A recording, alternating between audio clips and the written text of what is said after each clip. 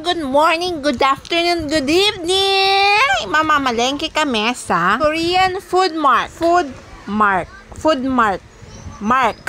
Ay, sige na. Tapos, ayan. Ayan ang mga gagandahang cup noodles nila. Meron silang kimchi, cheese, hindi silang juice, at saka enomen. Meron pa yung seaweed, at saka yan yung mga gagawin sa Korean soup. Eto, pakita ko sa inyo.